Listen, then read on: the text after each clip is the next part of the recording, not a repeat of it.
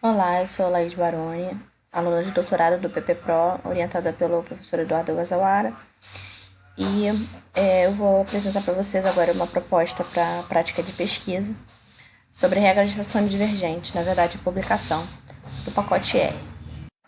Só para contextualizar, né, a mineração de padrões é uma técnica de mineração de dados que ele vai selecionar dentro de um dataset a presença de itens que acontecem com frequência dentro de certas transações, né?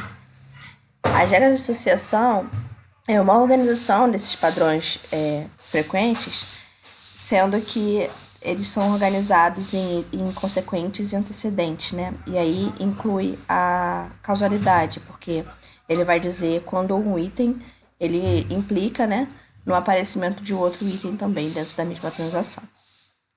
E aí existem várias técnicas de pós-processamento seja desses padrões, seja dessas regras que são determinadas, porque em datasets grandes a gente tem a possibilidade, dependendo dos parâmetros que forem utilizados, de gerar muitas regras. E aí a gente fica sem saber como a gente estuda, né, esses padrões que foram encontrados.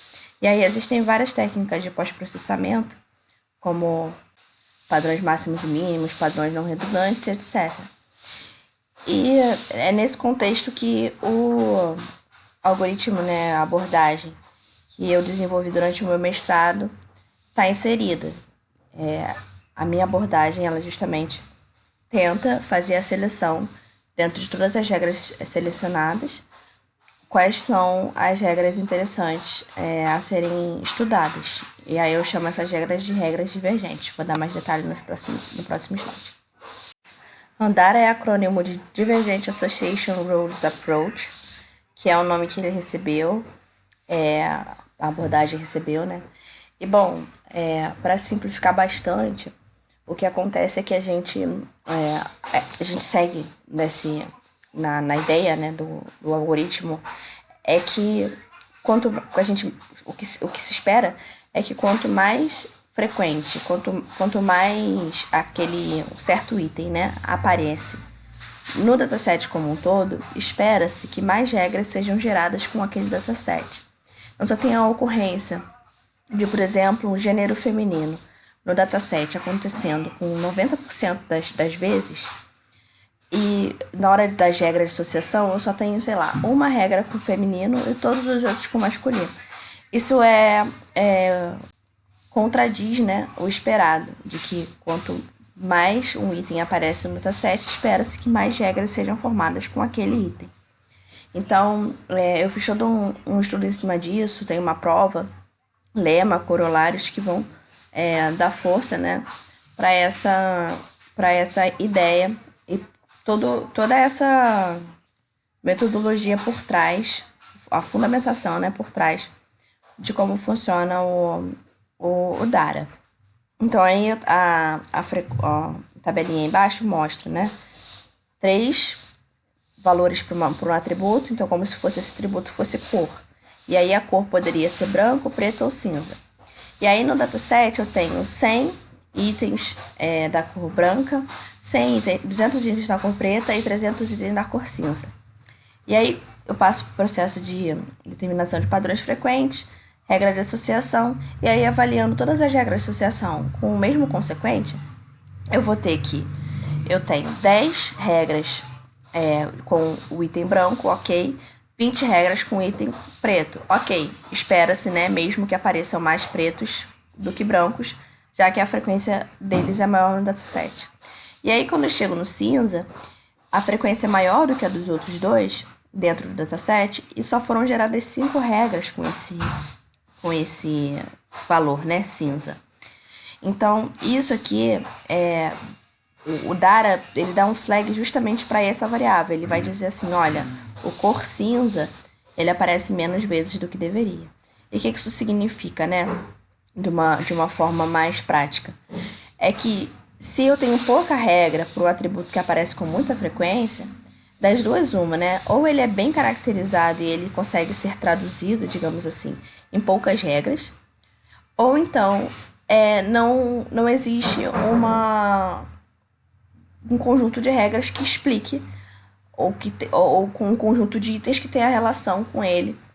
Ele acontece de forma, digamos, completamente aleatória dentro do banco de dados e por isso as regras não são geradas.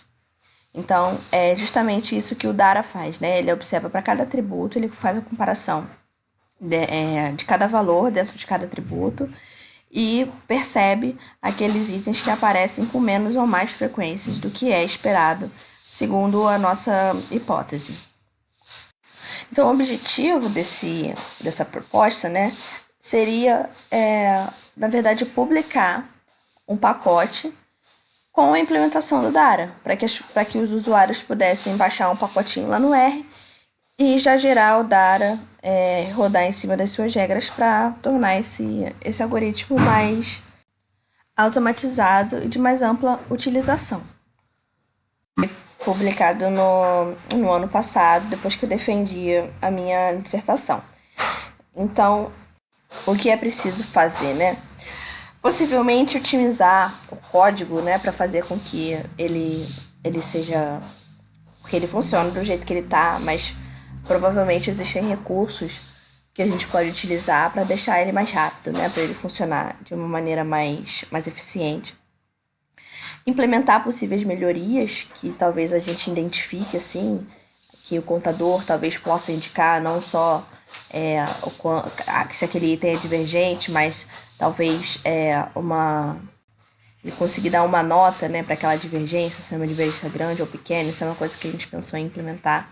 Isso são possibilidades que podem ser levantadas conforme a gente consiga entender direitinho, né, exatamente como o código tá funcionando e qual é a ideia por trás disso. E colocar, né, o código no formato de publicação, preparar todo o material e a documentação para a gente conseguir publicar esse código como pacote do R. Esse é um trabalho árduo, né? Não temos esperança de, nesse projeto de pesquisa, conseguir concluir até o fim a publicação, mas seria interessante dar um pontapé inicial aí e começar a deixar tudo organizadinho para colher os frutos depois de um pacote publicado, né? Bom, é isso. Não dá para entrar nos méritos exatos de como funciona o Dara, mas isso a gente conversa, contanto, desde que vocês tenham interesse em saber mais e trabalhar nisso, né? Então, eu deixei meu e-mail aí para qualquer dúvida que vocês tiverem e espero que alguém se interesse pelo tema. Obrigada e até as aulas.